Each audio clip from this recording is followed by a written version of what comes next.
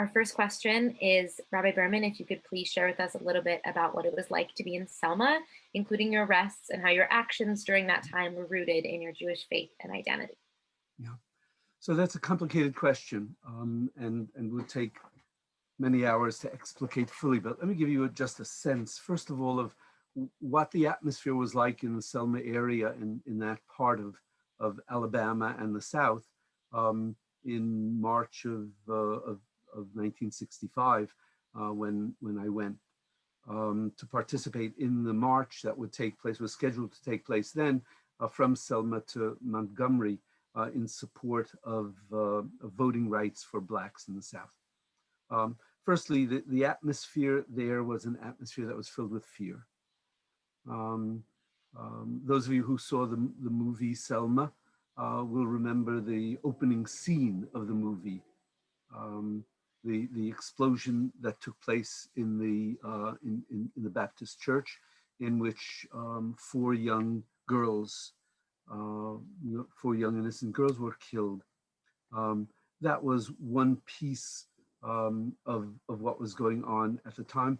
There were, over that span of years, over 50 people who were killed during their attempts to engage in voting rights organization, in issues related to income inequality, to educational issues, as well as issues related to the prison system at the time. So people were hardly aware of the magnitude of homicides that were taking place. Most of the victims were Black, although some were white. So there were moments at which people were aware of, became aware of what was going on, as in 1963 when the explosion took place at the 16th Street Baptist Church, or again in 1964 when Cheney, Goodman, and Schwerner were killed in June of 1963. They had been arrested, and then the police handed them over to the Ku Klux Klan, who took them out, tortured and killed them, and buried them. People became aware again just a week before. I and a group of 4 other rabbis from Northern California made this trip from California, from Berkeley to Selma. Just a week before, Reverend Reeb had been beaten when he was coming out of a bar, and died of the beating 2 days later. That atmosphere of violence was very powerful. As I and one of my colleagues were being driven from the airport in Montgomery, where we had arrived on our flight, were being driven from Montgomery to Selma. The cars traveled in caravans. The reason cars traveled in caravans was that there had been multiple instances in which Blacks and whites being seen together in cars on that road from Montgomery to Selma would find themselves sandwiched between 2 cars, forced to come to a stop, and then the passengers taken out, beaten, and just left on the side of the road. And so, to protect the large numbers of people who were coming in at that time, they began to only travel in caravans of cars. It just so happened that the driver of the car that I was in was an uncle of Jimmy Lee Jackson, who was a young man who had also just a year before, a month before in 1965, had been killed. His killing was also portrayed in the movie Selma, for those of you who had seen it. And while there was an enormous sense that people had come from all over the country to participate in these demonstrations in order to foster voting rights for Blacks, in order to generate a greater degree of national support for civil rights for Blacks, that nevertheless the atmosphere was really quite frightening. And even in my being arrested, both the first time and in second time subsequently, the threat of violence was always present. Nevertheless, I had decided, as 4 other rabbis from Northern California, had decided as well. I was then the rabbi of an Orthodox synagogue in Berkeley, California.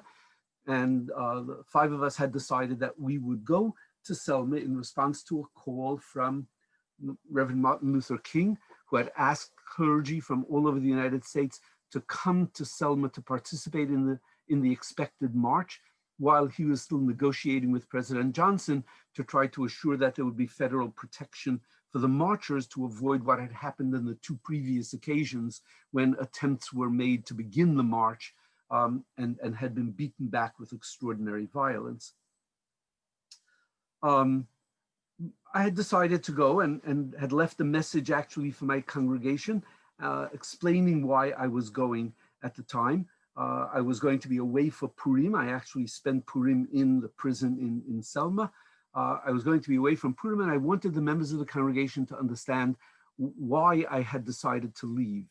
And my message to them was built around a narrative in the 2nd chapter of Exodus, which is responsive to the question of why God chose Moses to be the leader of the Jewish people. And in that short passage of approximately only 8 verses, the Torah in rapid fire succession tells us 3 stories about Moses. The first was the best known of them, and that is that Moses saw an Egyptian overseer beating a Hebrew slave, and Moses, seeing that no one was going to intervene to prevent this murder that would in all likelihood take place, struck the Egyptian, who died. He hid his body in the sand and let the Hebrew slave escape. The second story is told without any information as to how much later it took place, but immediately the Torah tells us a second story, which was that Moses saw 2 Jews in an argument, and one of them had raised his hand to strike the other, and Moses intervened in that situation as well, and he challenged the person who had raised his fist and said, "Rasha, lama takarecha, evildoer, how could you possibly strike your brother?" At which point that person responded to Moses and said, so you're going to kill me the way you killed the Egyptian? At which point Moses realized that the cat was out of the bag, that it would be known that he was the one who had killed the Egyptian, and therefore he realized that he has to flee.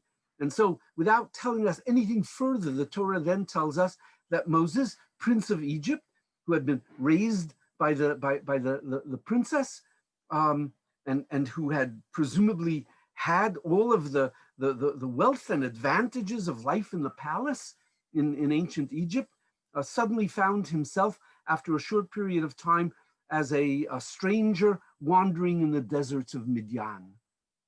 And there Moses comes upon another scene. And in this third scene, Moses sees a group of shepherds preventing a group of shepherdesses from watering their flocks.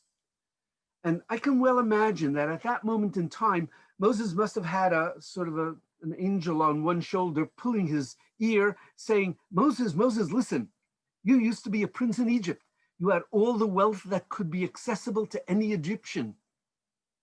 And now you're an impoverished wanderer here in Midian. And you know why that happened to you? Because you kept sticking your nose into other people's business. So pass this one by, pass this one by. And there must have been another angel sitting on his other shoulder, pulling on his other ear, saying to him, Moses, you know what you have to do in this situation. You can't tolerate simply standing by in the face of this evil. And Moses, of course, chose that latter path. And I think that that's, in a sense, the Torah presents that to us at the very beginning of the book of Exodus in order to explain to us, in fact, why God chose Moses to take the Jewish people out of Israel, because Moses needed to represent for us that sense of responsibility, which in turn needed to be invested in the totality of Jewish identity. That Moses needed to understand, as he understood intuitively, that he had to intervene to protect Jews from non-Jews, that he had to intervene to protect Jews from one another, and that he even had to intervene in situations in which he was not related to either party, but where an injustice was taking place. And I believe that that message is embedded in the whole of the rest of Torah for us. And that therefore we have a fundamental responsibility. I'll talk more, I assume, later on about sort of the magnitude of that responsibility, but it's clear that the Torah wants us to understand that at its very outset, and that it was that was driving me to feel that I had both the opportunity and the responsibility to lend a hand to the prevention of continued disadvantage to Black citizens in the United States.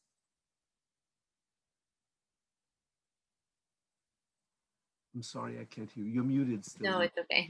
That was very thorough and engaging. So thank you so much. As Jews, we often look back on our sacred ancient texts to navigate how we should act, behave, take responsibility, and treat others in our world today.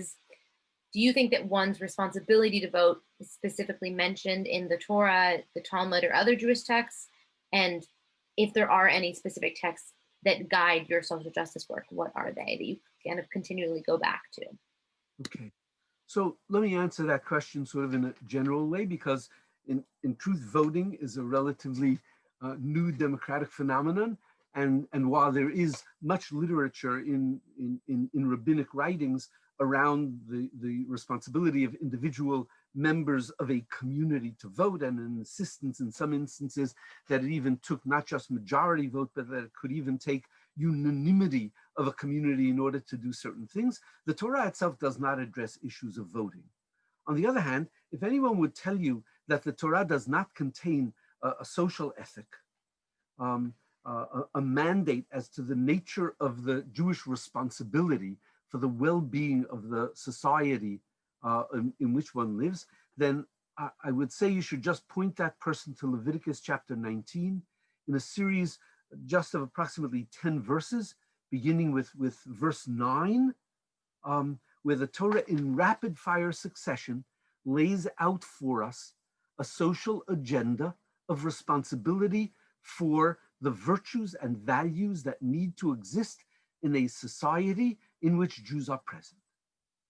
And it does so, firstly, by indicating that we have a responsibility for the support of the poor, that at the same time, we have a duty of respect for private property, that we have to criminalize economic fraud of all sorts, that lying is forbidden, that the desecration of God's name through our individual conduct within the society is something that we need constantly to be concerned with, that we may not engage in the emotional exploitation of vulnerable people, that any form of use of violence and taking of property of others is criminalized, that there can be no delay in paying workers, particularly day labor, that there is a duty to pay them daily because that's the only way they can support themselves, that we have a duty to protect the disabled, the deaf and the blind, that we have to live in its entirety with a sense of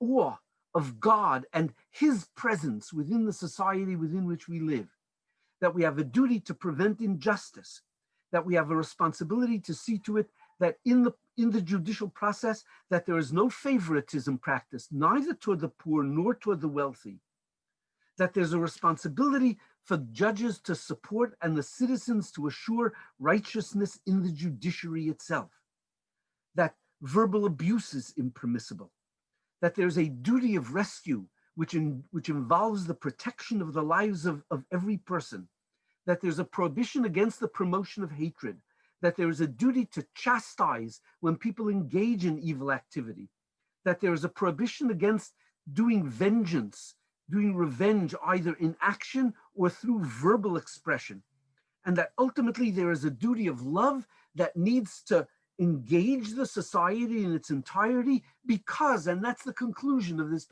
passage, says the Torah, because Ani Hashem, because I, the Lord, I embody all of these truths, I embody all of these virtues, I insist on the achievement of all of these social values, and therefore you have a duty to sustain all of this in order to produce the kind of perfected society that Torah desires. And that desire for perfected society pertains not only to a a completely Jewish society which will be governed by Jewish law. It clearly pertains to every human society. And that's why our sages tell us that the fundamental components of this same passage are embedded in the Noahide commandments, the commandments that the Torah views as universal, that people need to be capable of intuiting as truthful and just, and that we, Jews, as members of any society, have a responsibility to sustain those qualities within the society within which we live. And that therefore the allowing the society within which we live to abandon truth, to abandon the promotion of noble virtues, to abandon a sense of social responsibility for every citizen and the protection of the underprivileged, to abandon all of that is a breach of the fundamental responsibility that Torah invests in us, and that certainly for us as citizens in a democratic society, one of the most critical ways in which we can achieve that is through voting. Because if we fail to vote, or if we waste our vote, then the consequence of that is the preservation of evil. Voting is a critical tool for us to be able to achieve the transformation of the society within which we live, and it is a manifestation of our responsibility as Jews, not only as citizens, to further the values and the virtues and the truths that are expressed in Torah that need to be expressed within our society as a whole. Thank you. Our next question is from a student at UCLA. Her name is Taylor, and she's asking, how do you keep up your advocacy and social justice work without getting burnt out? So it's really a very good question, but I'm not quite as likely to get burnt out as some activists are, because there are activists whose entire life is really engaged in attempting to produce justice and fairness in the society. And for them, contending with the magnitude of injustice is and can certainly easily be overwhelming. I mean, when one takes a look at the character of the society within which we live, where disparities of health are quite extraordinary, based purely on race, right? I mean, Blacks in the United States have as a national average of between 3 and 5 years of shorter lifespan. Blacks in Washington, D.C. have close to a 15-year shorter lifespan, life expectancy, than whites in Washington, D.C., in the capital of our country, right? You know, and when you add that to the dimensions of poverty that exist in this, the richest country in the world, of the deprivation of equality of education, the clear indications of the absence of equality in the valuing of life, the deprivation of voting rights, the dehumanization that's present in regard to issues of housing and prison policies. I mean, one could easily become burnt out. I fortunately am in a situation in which I spend most of my time that is not devoted to my wife and our family. I spend most of my time teaching Torah. And teaching Torah involves learning Torah. And learning and teaching Torah provides a level of invigoration in my life that sustains me. It sustains me in good times, and it sustains me in bad times. It sustains me when I confront evil in the society, because I know exactly where the Torah directs me to invest my energies.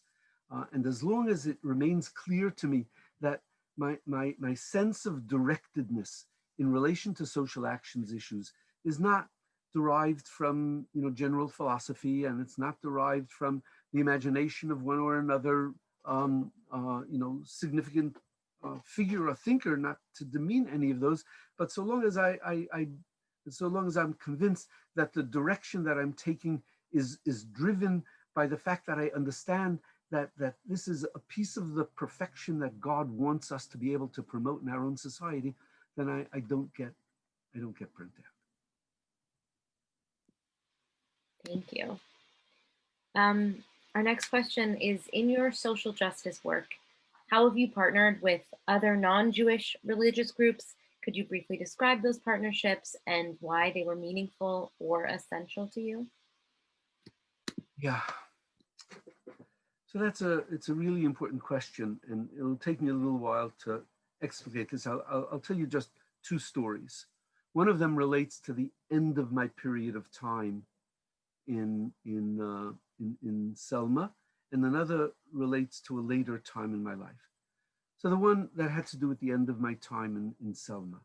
The second time that I was arrested, there were about 250 of us who had been simultaneously arrested when we were engaged in a demonstration in front of the house of the mayor of Selma at the time, Mayor Smitherman. After the arrest, we were brought to actually to a prison that was connected to a courthouse, and we were sort of placed, about 250 of us and 225 of us, in a large open room with no chairs, no place to sit. We sort of spread out on the floors, and we were there. Late that night, it was Friday night. It was actually we were arrested on Friday in the early afternoon, and then late that night on Shabbat already. So I had been able to fulfill the right to obligations that are incumbent upon me. I was able to make kiddush just by reciting the words of kiddush. Didn't have any wine or any bread or food to eat, but and I did no malacha. But later that evening, on that Friday night,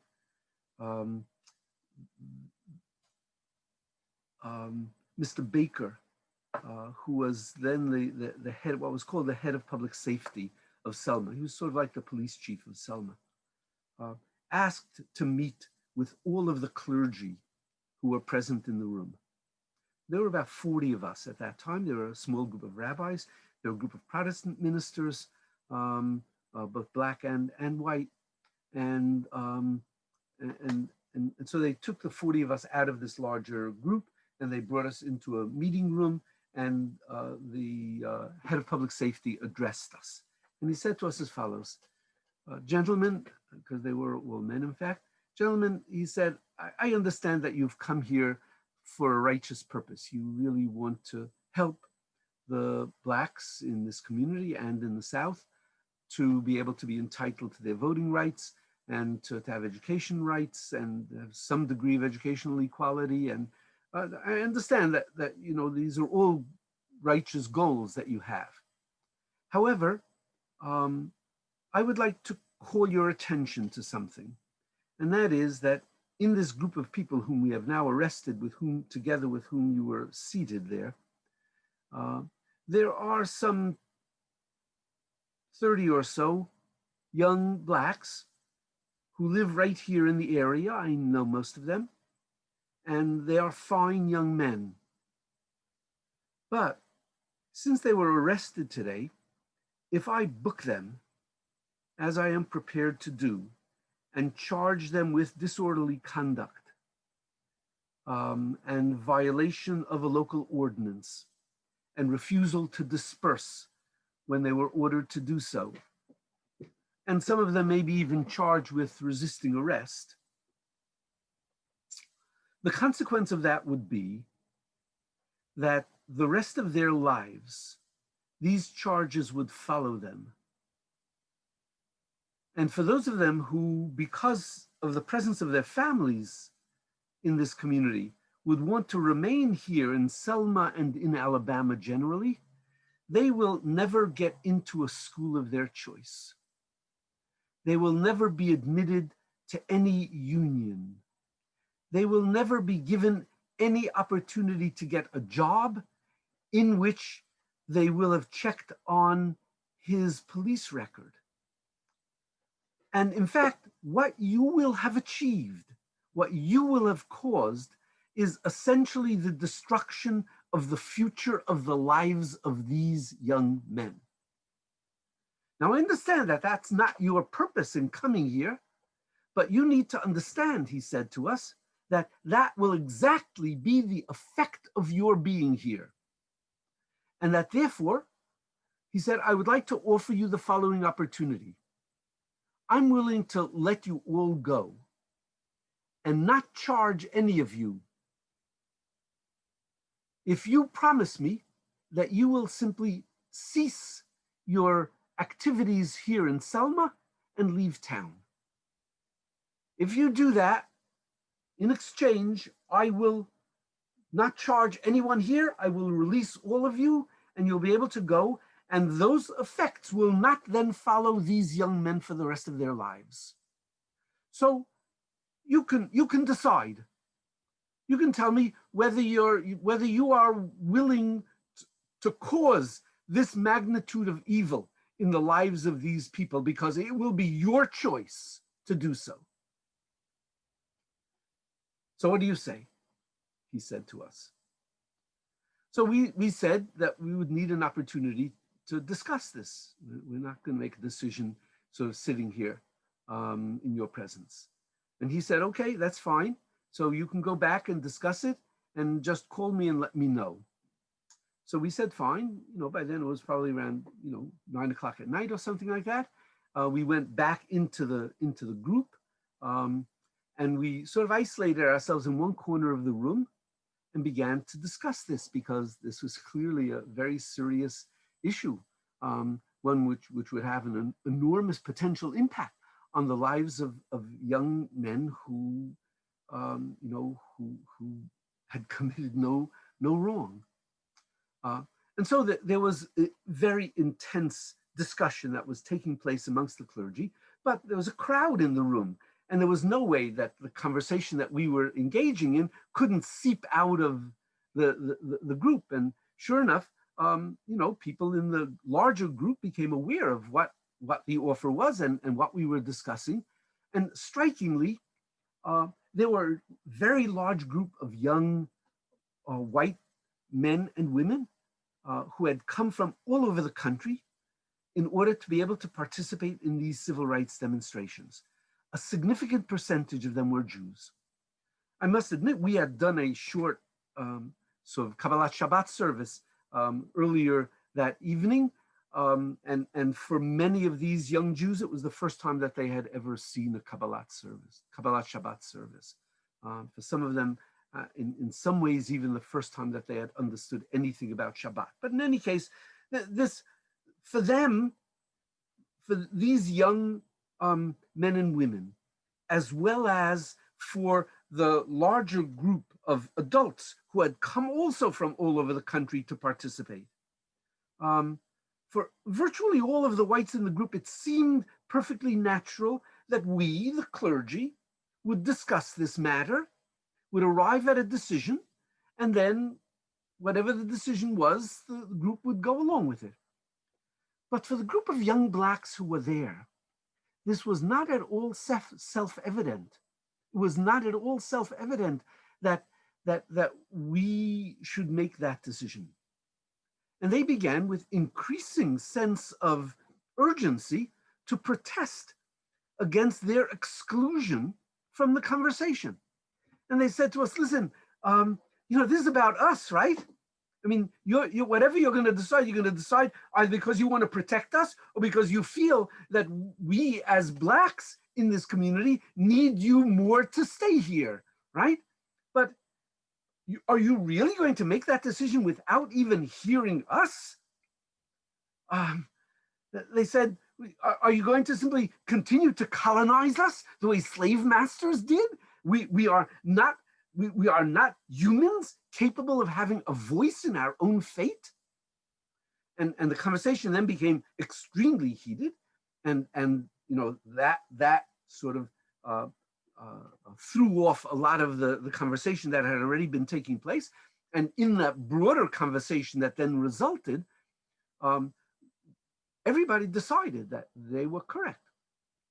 that they needed to be heard, but that everybody needed to be heard. And so we decided that we would open the conversation to the entire group, like 225 people.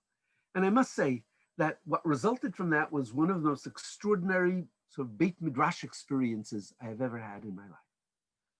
Group of large number of 225 people sitting there attempting to conduct a coherent discussion about the underlying ethical issues, about the underlying philosophical issues, about the underlying theological issues, about just the sense of humanity that was, it was, and the conversation was extraordinarily diverse. People had very divergent opinions, and occasionally the conversation went on and on and on, and occasionally a group of people would break off into a corner to discuss one particular matter and then come back to add to the general conversation. And it went on for many hours, probably for 3.5 to 4 hours, until finally everybody was totally exhausted.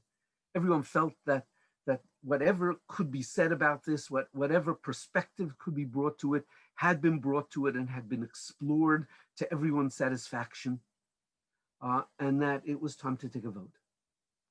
So we then took a vote, and by a substantial majority, very substantial majority, including almost all of the young Black men who were in the group decided that we, the clergy, should indicate that we would not leave, that we would stay, because, fundamentally, because otherwise we were, all of us, subject to extortion and submitting to extortion as a way of preventing the achievement of justice. And so the group decided that we would all remain. Numbers of the group went out to inform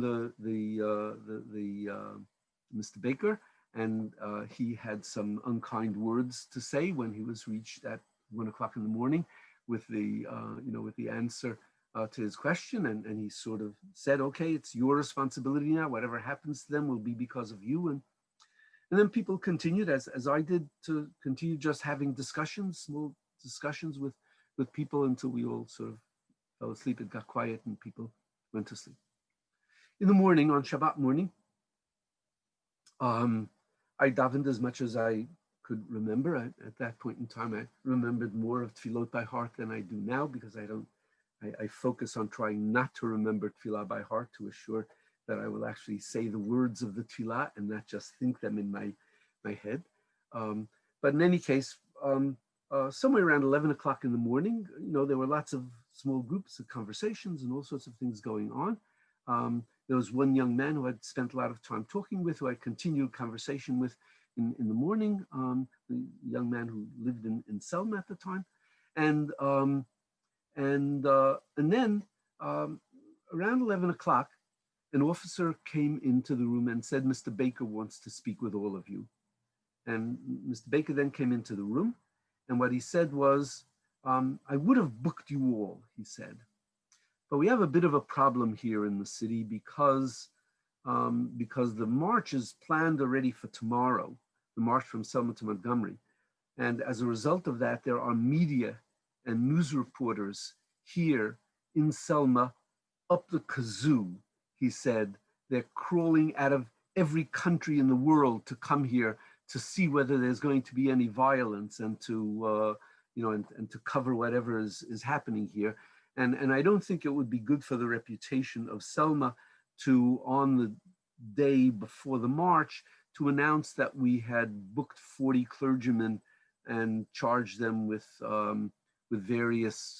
violation of various city ordinances. It would not be good for the reputation of Selma, and therefore we've decided to discharge all of you.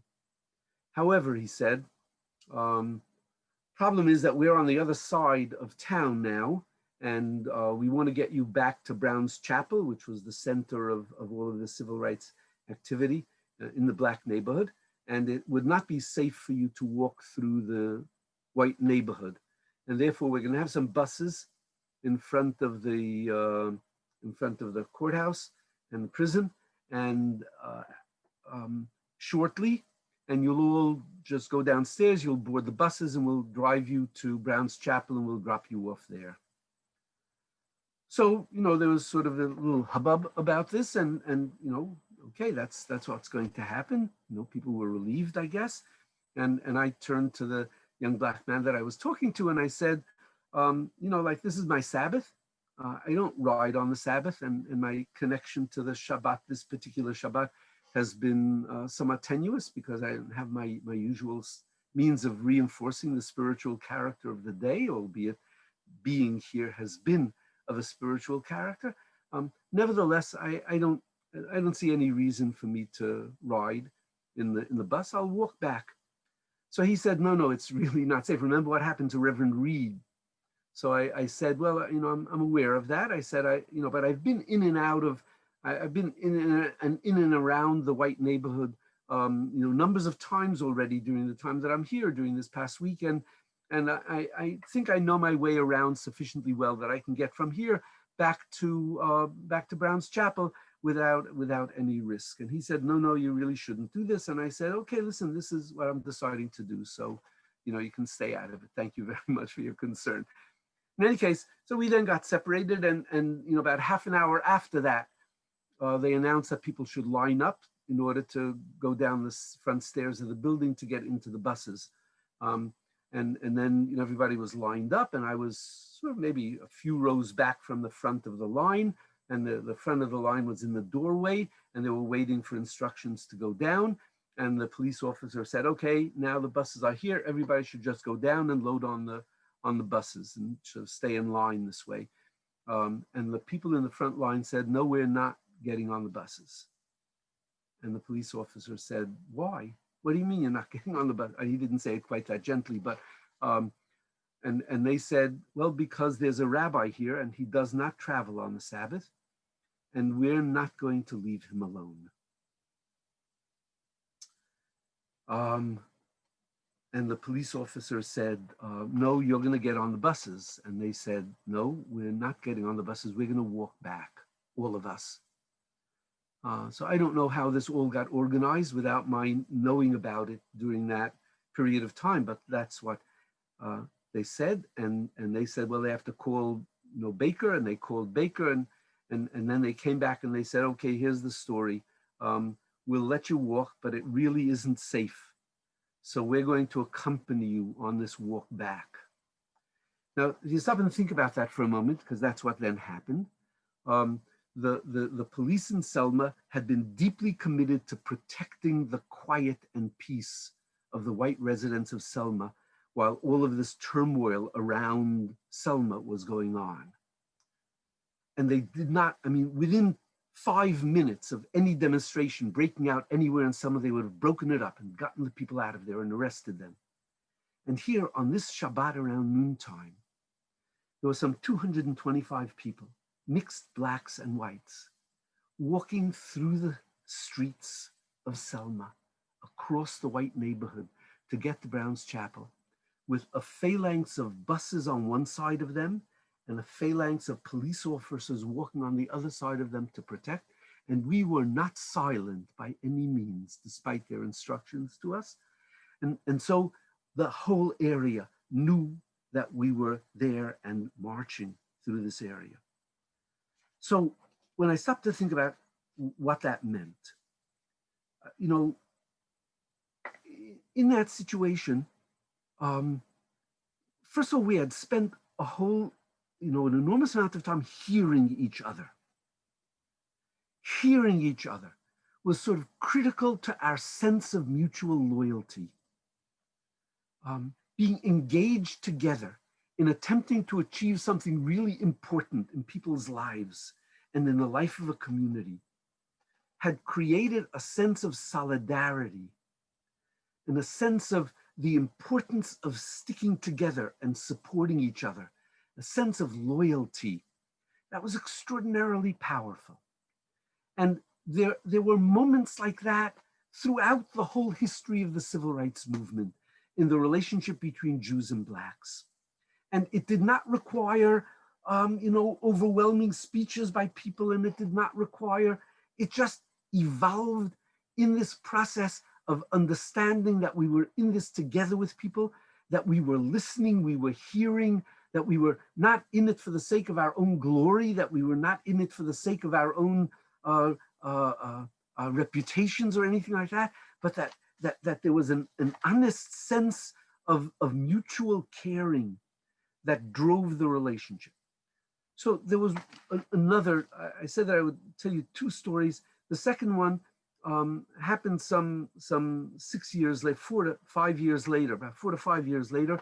By then, my wife and I had moved out of Berkeley. I moved to a new position as Rabbi of the Nizur of Brookline in Massachusetts, which is right in suburban Boston. And at that time, the Jewish community in Brookline had grown enormously over the preceding decade and a half. As Jews moved out of the older Jewish neighborhoods, Dorchester and Mattapan, Roxbury, Dorchester, and Mattapan, and had moved into Brookline and then further out into other suburban areas as well. But the result of that move was that there were elderly Jews who had been left behind in Dorchester and Mattapan, who, as that neighborhood became more crime-ridden, became deeply fearful. And the reality was that it wasn't only they who were more fearful. The Blacks who had moved into Dorchester and Mattapan were also thinking that they were moving into a relatively safe, mixed white and Black neighborhood, found themselves suddenly in a neighborhood in which crime was rife, in which their own safety was not being cared for sufficiently.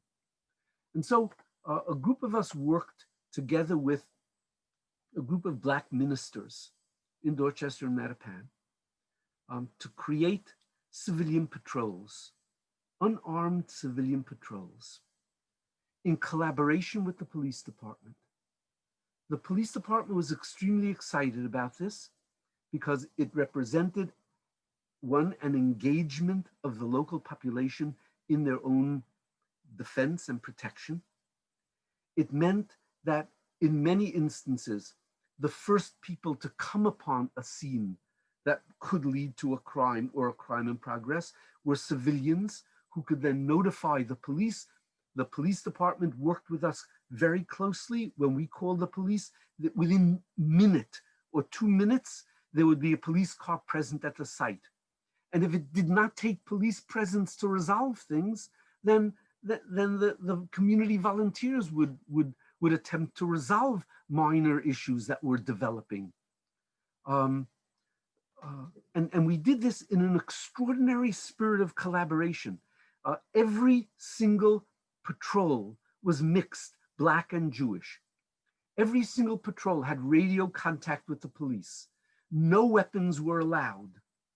And the local clergy, the local Black clergy, reinforced in their congregations, reinforced the urgency of people participating in this and responding to it appropriately. And it was it continued just for a number of years. It was a really important kind of collaborative event. And I think that these kinds of collaborative events are even more important now than they have ever been in the past. I'm really struck by the immense display of empathy amongst all the different stories you told, but specifically the earlier one, just seeing how people were able to kind of put their own mind aside, put their own thoughts aside, and simply go with, let me listen to these other people, let me hear what they have to say, their voices matter in this larger conversation that we're having. That's correct. Our next question is from a student, Ariel. She's wondering how Jews can be better allies as a community. Yeah. So that period of time, the mid-1960s, the alliance between the Black and the Jewish community was very powerful. There were many factors that went into that, not least of which is that the sense of responsibility that drove the Jewish community derived from the immediately preceding elements in Jewish history.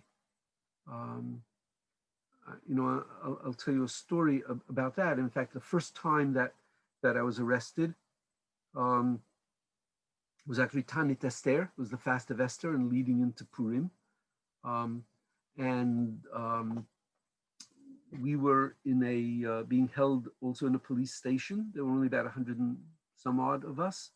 And at one point, a police officer came into the room and asked if there was a Rabbi Gumbiner there.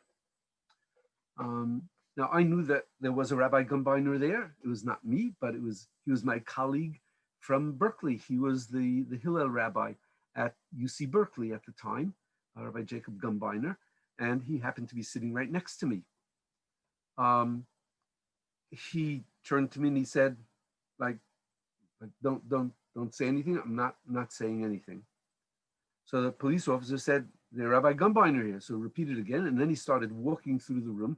He knew me from before because of another event that had occurred that evening, and he saw me sitting there. He saw this other, older gentleman sitting next to me, also with a kippah on his head, and he looked at him and he said, "Are you Rabbi Gumbiner?" So Rabbi said, "Yes, I'm Rabbi Gumbiner." The officer said, "Okay, you come with me." And he said, no, I'm not going anyplace. I'm staying right here. As I said earlier, the level of fear that existed was quite contagious. And the police officer said, no, you don't understand. I mean, you're coming with me. The only question is whether you're going to walk with me or whether I'll drag you by your feet. But that's your choice. So he said, "Well, but I'm not going alone." So I said, "Well, I'll go with you." And then the man on his right said, "Also, I'll go with you also." So the three of us then left the room, not knowing why we were being called out. When we got out, we discovered the following. Despite the fact that I had known Rabbi Gumbiner by then for a number of years, and the other rabbis who had come with us from Northern California knew him for even longer than that, he had never told any of us a piece of his own personal background. And that is that when he was ordained some 25 years earlier than that, at Hebrew Union College in Cincinnati, his first pulpit was as the rabbi of the Reformed Temple in Selma, Alabama. And apparently, there was someone who had seen the roster of the people who had been arrested that day, who recognized his name and informed the leaders of the Jewish community that Rabbi Gumbiner was in town. And they came to the police station asking for the opportunity to meet with Rabbi Gumbiner. And so they sort of shepherded the three of us into a room where we then sat with three representatives of the Jewish community of Selma to talk about whatever they wanted to talk about. We didn't know what they wanted to talk about. So Rabbi Gumbiner was relieved, and the other two of us were also very relieved that that's all that we were being called out about. And we sat down and we began making some small talk. Rabbi Gumbiner, in fact, knew one of them. He knew the parents of another one of them. It was, there was sort of small talk. And then they got to why they wanted to talk with us. They wanted to talk with us because they said that for as much as they respect what we're trying to do, it is urgent that we leave. Because they said, you don't understand what you're doing to us. We're a small Jewish community here in Selma, and most of us are merchants. The blacks in this area have already undertaken a systematic boycott of all white-owned stores, as a result of which many of our businesses are failing. But it's not only that, they said, it's also that there is so much Jewish presence of rabbis and other Jewish young people in this area, so much so that the proliferation of kippot, of yarmulkes, was extraordinary during that period of time. In fact, before we left Berkeley, we had received calls from the leaders of the SNCC chapter in Selma, asking us to bring boxes of kippot. If you ask me that, I'll tell you how that sort of happened. And the fact is that they were being worn in a very widespread way, particularly by young blacks, were being worn as freedom caps. They were being called freedom caps. So they said the Jewish presence in support of the Black community is so intense that now our Christian white neighbors see us as the enemy. And now they won't buy from us either. And not only that, they won't even talk to us anymore. So you are causing us enormous pain, enormous problems, enormous suffering. You have to leave. So to spare you a number of hours of discourse, what we said to them was as follows. It's 1965. It's only 20 years since the end of the Holocaust, since the end of the slaughter of 6 million Jews. During these 20 years, we have been telling the non-Jewish populations of virtually every European country that responsible for the slaughter of 6 million Jews was not just Hitler, and not just Eichmann, and not just the SS, and not just the German army, and not just the governmental collaborators of all of the other countries in Europe, but all of those good Christian people who, living out their lives in the early 1930s, when the bias against Jews first began to become serious, when Jews were beginning to be denied the opportunity to practice certain professions, when Jews were being denied the opportunity to attend schools, before there was any thought in anyone's mind that it would be possible that human beings would exterminate 6 million other human beings. But when all that was happening was that there were these economic biases and political biases that were going on against Jews, and all of those good Christians remained silent in the face of those early stages of the development of the antagonism to Jews, that they share in responsibility for the eventual developments. That when the Pope, when Pius XII was telling Catholic priests in the early 1930s that they should not speak to the German government in favor of Jews and against bias against Jews, because all that would do would be to antagonize the government against German Catholics who are already being biased against. And therefore they should not speak up on behalf of Jews. That Pius XII, despite the fact that he may have saved a handful of Jews, nevertheless, that he shared in responsibility for the developments that later happened.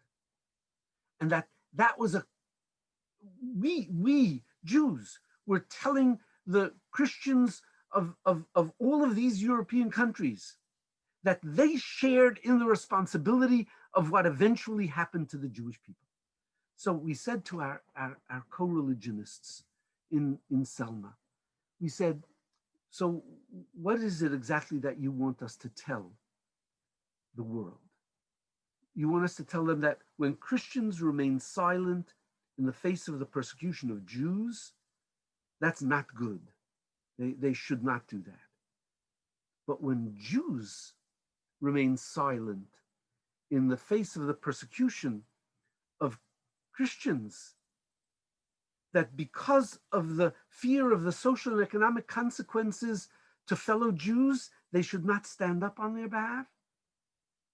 That Christians were justified? Is that what you're going to want us to tell them? That Christians were justified in protecting the social and economic well-being of other Christians? But that right, so this awareness was present. It was very powerful. And we told them that we would do everything that we could if they really felt that continuing to live in Selma was economically or socially untenable. We would attempt to get the Jewish community organized as well as it could to help them move out, to resettle themselves elsewhere, or to help them do whatever they needed to do, but that we could not leave. And I think the sense that we had of that, alliance that emerged out of the deep sense that if we don't get these kinds of activities at an early stage, they only get worse as time goes on, and they don't automatically by themselves get better. Now, that alliance was also fostered by Martin Luther King. Martin Luther King Jr., without having to be told by Jewish leaders that would encourage Jews to be involved in civil rights organizations, he, in fact, in some ways, long before some of the major Jewish organizations, expressed profound concern for the oppression of Jews in the Soviet Union. Martin Luther King used to speak to Black churches and Black churchgoers about the importance of helping free Soviet Jews. And on one particular occasion, he said, and apparently repeated it thereafter often, that so long as my Jewish brethren in the Soviet Union are not free, then I am not free, then we are not free. That is the recognition that acting to free people from persecution was itself a critical mission that we all needed to share in. That kind of alliance was very powerful then, and we need to restore that. We need to restore that without demanding that the others support our particular cause, but just because that cause is just. Couldn't agree more. Our next question is also from another Hillel student asking, in a similar vein, but in a more personal level, how do you think it's best to engage with close friends or family who are hesitant to discuss issues of race and ethnicity? Yeah. Well, I mean, issues of race and ethnicity can often be very sensitive issues. And they can be very difficult to raise. There is no point when we know that people have a very definite bias. There's no point in really being confrontational. But there is point in a different kind of approach, which the Talmud in fact suggests as an approach that is appropriate when children observe their parents doing something and believe that they are acting wrongfully. And the Talmud says that children are not permitted to say to their parents, you're wrong about that. Because that would be a sort of an inappropriate presumptuousness on the part of the child. On the other hand, recognizing that in the final event, even children in the family have a responsibility to uphold Jewish values, the Talmud suggests the following, that the child should say to the parent, I've heard you talking about the following. I've been wondering about it. Can we study Jewish texts about that?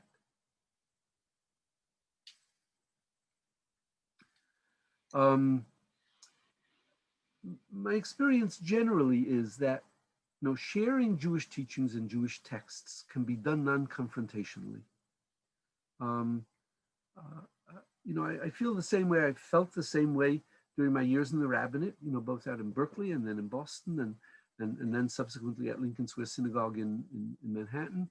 I did not really address political issues as political issues, but I did an enormous amount of teaching of Jewish texts related to the underlying values of social issues, whether it be the issue of environment or the issue of immigration. I mean, a number of years ago, I wrote a 70-page article on the issue of immigration in biblical and rabbinic sources, in which I attempted to demonstrate the way in which Torah approaches the issue of social responsibility to immigrants. And I think that if issues of this sort, of issues of social concern, can be cast not in terms of personal opinion versus personal opinion, or Democrat versus Republican, right? Or supporter of this candidate versus supporter of that candidate, if they can really be engaged in from the perspective of, what is our value for what kind of society we want to be living in, that the use of Jewish sources for that purpose, both in the Bible and in rabbinic sources, can often be ways of opening up a much richer and more meaningful conversation, one that ultimately leads people to respect each other, even if they have divergent opinions. Because the reality is that the Torah does not necessarily have a single way of balancing one interest against another. Not simple to balance interests of equality against economic interests, right? I mean, there are all sorts of competing interests, and the Torah does not spell out in extraordinary detail, but when people know that they are sharing their most fundamental values and that they can share those, even though those same values can lead them to a different kind of balancing, then I think the conversation becomes a means of mutual enrichment and mutual respect rather than a source of antagonism. That's fantastic. Thank you. I think and hope that that will be very helpful for a lot of us kind of dealing with this generational gap, but also deeply loving and wanting to have those important conversations with our family. That's right. Our next question is how we're wondering how our Jewish tradition shapes our relationship with our government. That is, if there are any, I'm sure there are many examples that you particularly like in our world or American history, reflect how Jewish thought or Jewish engagement has helped shape constitutions, amendments, laws, bills. Yeah. So I want to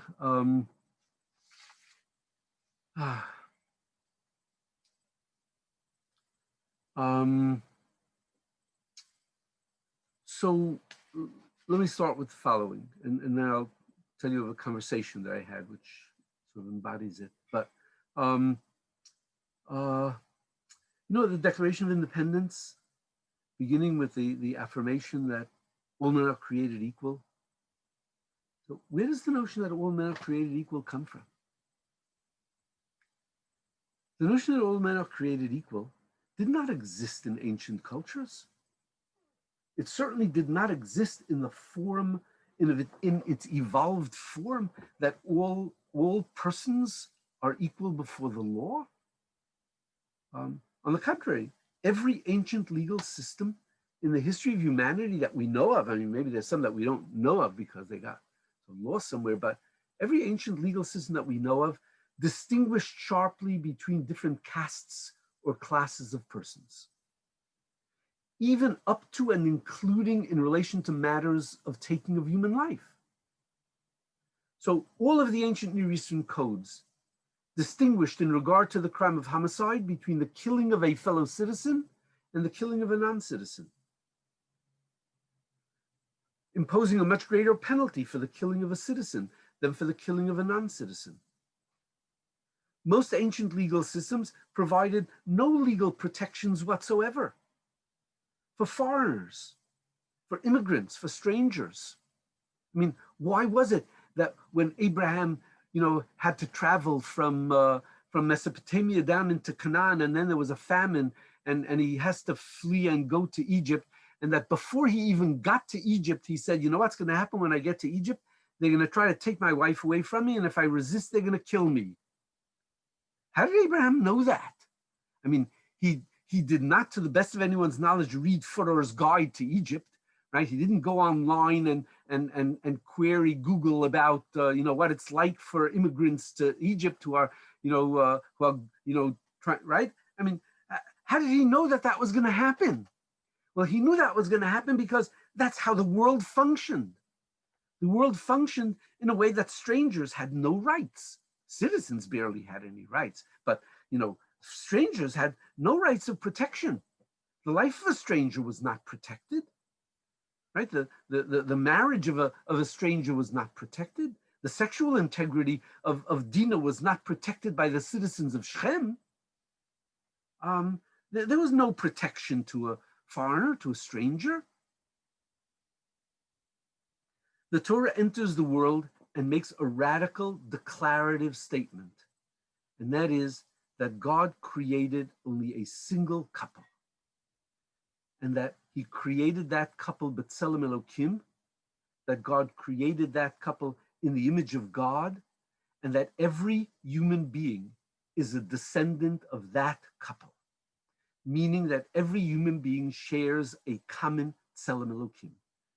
That is the foundation for the language of the Declaration of Independence. And they knew that to be true, even though they still believed in the acceptability of slavery, even though they would not grant women the right to vote until 1919, right? Despite their recognition of certain other kinds of class distinctions, they had this extraordinary intuition of a fundamental truth. It took Lincoln in the Gettysburg Address to expand the idea of all men being created equal into the idea of even slaves are equal. So, I mean, it took a long time for the true meaning of that declaration to take effect, but the core idea comes precisely directly out of the text of Torah. And even in Torah itself, the reality is that the Torah does not create a perfect egalitarian society, does not create a society in which every person is perfectly equal, but it aims us toward the achievement of that goal. And it hammers at us, as it does with regard to so many truths, so many fundamental goals of liberty, of equality, right, of fraternity. You know, excuse my, right? That it moves us in that direction. The Torah demands that we continuously move in those directions, despite the fact that their perfect achievement may not be possible for any human society. But nevertheless, that when we perceive the existence of a core inequality, that we need to be able to rise against it. And it's not only in regard to the issue of principle of equality. There are many fundamental principles. It's not accidental that the Supreme Court of the United States, in discussing the issue of the right of a person not to incriminate himself, right? In the Fifth Amendment, the right of an individual to refuse to testify against himself, that they cite Jewish sources related to that. Why? Because the Jewish sources already very early went much further even than the Fifth Amendment, because Jewish sources did not allow under any circumstances for the admissibility of a confession. Right? American law allows, if someone offers a free will confession, then the court can accept that and issue judgment and find someone guilty based on their confession. In Jewish law, the confession is irrelevant. And what that did essentially is it eliminated all of the temptation to use torture. Because so long as a free will confession can be accepted, there's a temptation. The police, we know he did it, right? So if we torture him a little bit, not a great deal, but if we torture him a little bit, he'll confess, and then we'll have his confession. We'll say it was a free will confession, and then it'll be admissible in court. And the Torah understood that temptation was always there by persons in power, and that you had to eliminate the temptation, or else you would fall victim to really serious faulty judgments. And the Supreme Court sort of understood that was a critical piece of the teaching of Torah. So there are many such instances. Let me just illustrate with one story. The early 1970s, my wife and I had then moved to New York. I became the chairman of the Department of Jewish Studies at Stern College. My wife was serving as the social worker at the school, and I had begun teaching a course in Halakha and Contemporary Social and Political Problems, which I've continued to teach in with various topics over the course of the succeeding, almost 50 years. I was preparing a unit on the issue of redemption of hostages, in part because in 1972, there was this famous incident in which Palestinian terrorists had hijacked a series of planes and demanded a huge amount of money and a huge sort of release of Palestinian criminals from prisons in order to release the hostages. And so I was studying that particular issue in Jewish law, around which there is very ancient discussion and intense commitment on the part of Jewish law to redeeming hostages. And the Talmud in Bava Batra actually places the redemption of hostages as a prime purpose for the use of charitable funds. However, the Mishnah had already also taught that if the demands being made by the oppressors are excessive, that they should not be paid, because that would only encourage the taking of additional hostages. So there's this tension in Jewish law between the protection of the individual hostage and the protection of the society from people who would take hostages. So I was working on that particular issue. In the course of my work on that issue, I was looking at issues related to the American prison system and noted that at that time, and in some ways till this day, there was a very high rate of sexual abuse in American prisons, both homosexual abuse in prisons of males and in heterosexual rape in the prisons for women. And it occurred to me that if someone, a Jew, was arrested and sent to one of these prisons, would the fact that homosexual and sexual rape is so common, would that mean that that prisoner should have the status, according to Jewish law, of a hostage? And would the Jewish community then be obligated to spend as much money as it possibly could to try to get that person out of prison? So I'm sort of thinking this issue through, and I knew on a particular day later that week I was going to be sort of at the uptown campus of Yeshiva University. I would have an opportunity to see Rabbi Soloveitchik, Rabbi Joseph V. Soloveitchik, who was my Rebbe, and I wanted to ask him, share this question with him. So I saw him later that week, and I asked him if I could ask him a question. He asked, and I told him that this was my question, whether the prisoner would have the status of a hostage whom we had a legal duty to rescue. So Rabbi Soloveitchik answered as follows. He thought about it for a while, and he said, if the person had been arrested in the usual manner, and if he had been indicted in the usual manner, in neither of which there was any particular bias against him as a Jew, he was accused of committing a crime, he was indicted for the commission of the crime, and he then was subjected to trial, and he had adequate representation, and the trial was a fair trial, and the outcome of that entire process was that he was convicted and ordered to spend a term in prison. Then he said, given this generally just judicial process, that person should not have the status as a shavui, as a hostage. He paused, and then he said, however, the situation that you're describing to me, he said, is damnable. We should not allow that to exist in our society. But he said, we should not address that through special pleadings on behalf of Jews.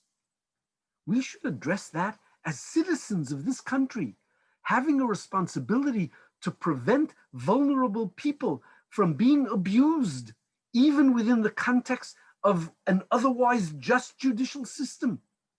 And we ought to, as citizens, work on changing the reality in regard to that matter. So that has always been for me a sort of a critical way of understanding what our responsibility is as citizens. That is, it's not just of course we come to every such issue, we ought to come to every such issue out of our Jewish sensibility and out of our sense of responsibility, not only for Jews, but for others as well. But we have to understand that this is our responsibility as citizens, because the Noahide laws, which regulate the way in which conduct needs to be engaged in every society, requires that we act also in a way that maximizes that goodness in the society. You led in perfectly to our last question. You've taught us a lot about Jewish obligations to be engaged, to vote.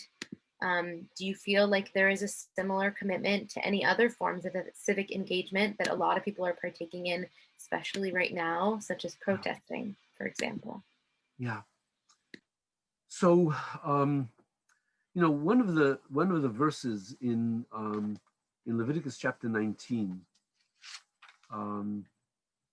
sort of leads to another. In chapter 19, in verse 14, the Torah says, "Lo t'kalel cheresh," you should not curse a blind person.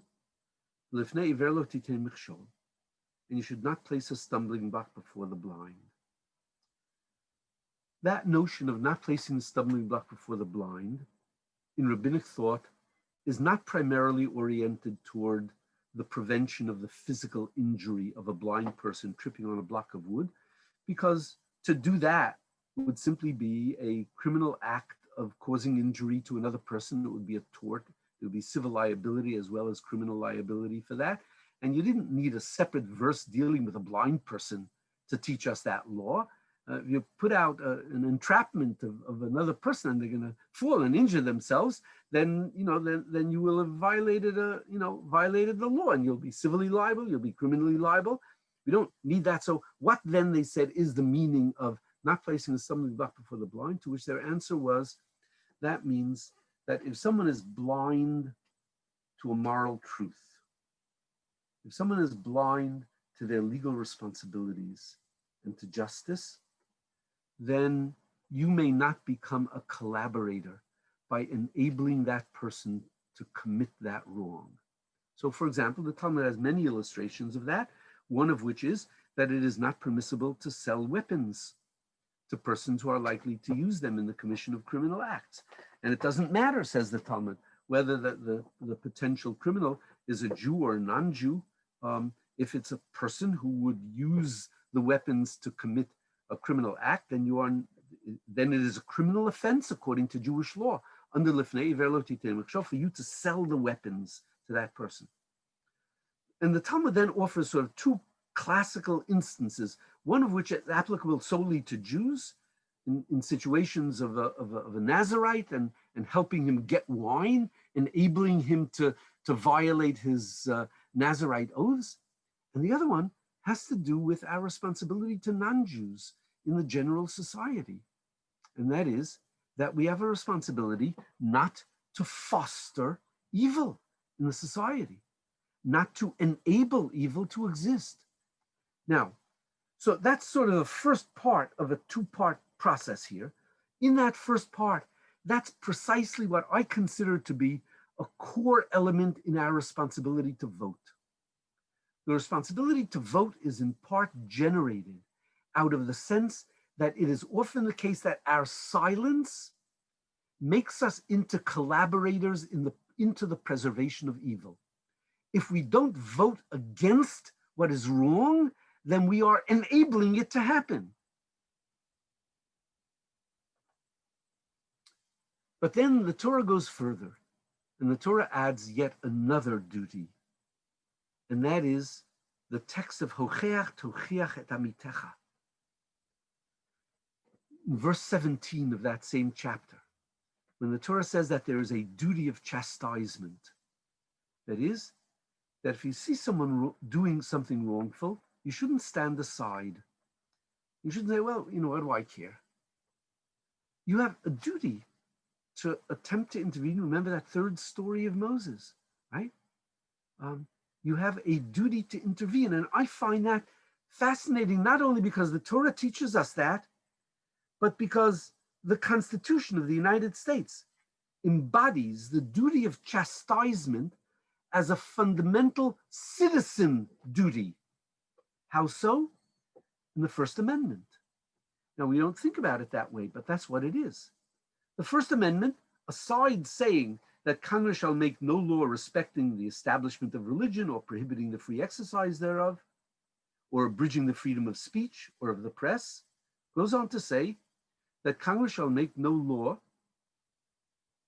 abridging the right of the people peaceably to assemble and to petition the government for a redress of grievances. What does that mean? That means that the government cannot constrain the people from protesting wrongdoing in the society.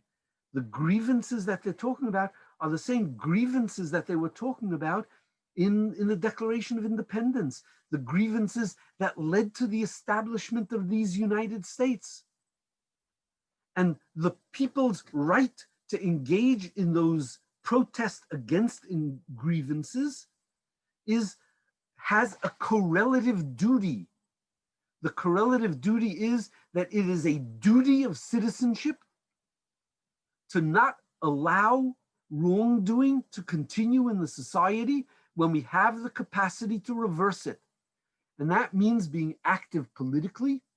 It means not only voting, it means engaging in protest. The engagement in protest is extraordinarily hopeful. And while it's being followed in so many instances by criminal actions of breaking and entering and looting, we should condemn the criminal action. But we have to be careful not to condemn or attempt to prevent the protest, because that's the hope on which the future of this society is built. And every one of us needs to be aware that this is not only a Jewish duty, the duty of tochacha, the duty of chastisement, which pertains not only to individuals, but pertains to governments as well. The responsibility to call out governments when it is depriving people of their basic rights, calling out governments when it fails to provide for equal protection of the lives of every citizen, that's a core Jewish responsibility. It is also a core constitutional duty, because there's no such thing as a right that we have that does not have a correlative duty. Jewish law works very hard to make us conscious of that. If we have rights to liberty, then we have a duty to preserve liberty. And if we have rights to the pursuit of happiness, then we have a duty to enable every citizen to be engaged in that pursuit of happiness. If there is a right that we have to equality, then there's a correlative duty that we have as citizens to assure that that equality, rights of equality, are extended to every citizen and every resident of our country. Thank you very much for the interview. Thank you very much for providing me with the opportunity to share these thoughts with you and with the students at UCLA.